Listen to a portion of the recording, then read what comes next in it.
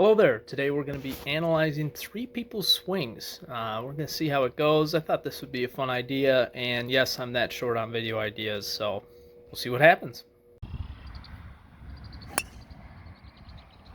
All right, first on the board here we have a man by the name of John Heath. First thing you'll notice is a really nice address. He sets up really square to the ball, great positions, great posture. As we move into the swing, the problems start as soon as we get to about here. Then most of that good positioning goes away. He's extremely shallow on the takeaway, and that's going to make some problems as we move further up in the backswing and we get to the absolute top here. Right here, the club is way past parallel, and he's going to have to do a reroute move to try and shallow that out, which he does quite well. He gets it back to about here, and then he's a little inside. He usually likes to play a draw, but with here he gets nice power and can rotate through the ball freely once he gets square at impact, and then releases the club for usually a nice little draw. So not a bad swing. Yeah, right there is not a good position to be in. As you can see, the depression has set in. It's completely, the round's cooked at this point. We're past throwing clubs. We're past the angry phase. It's now just pure disappointment and defeat. Good news is there's only 9 holes left.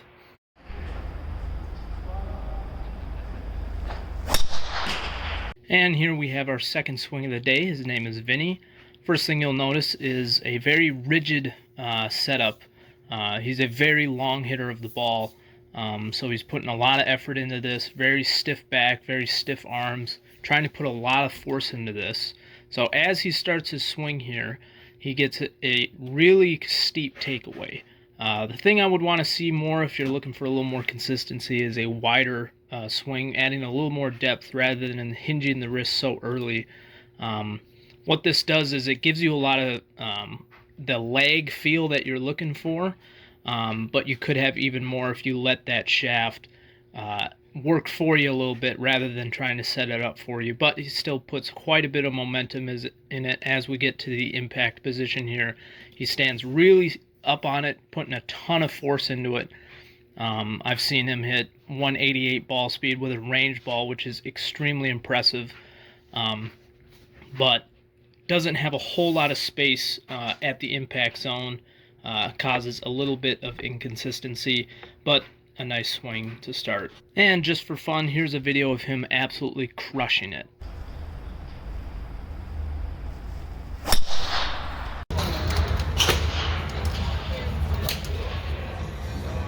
And last but not least, we got this hack. My address is alright. I don't love it, I don't hate it. I'm a little more relaxed at the ball. Back is slightly arched, set up pretty square. I like to work it both ways, but not too shabby.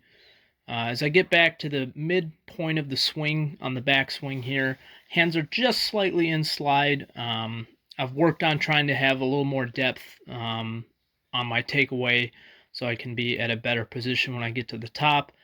My habit is I get a little long when I get to the top of my backswing, but right here it's not too bad with an iron. My problems usually start to show with a driver, but not a bad position right here.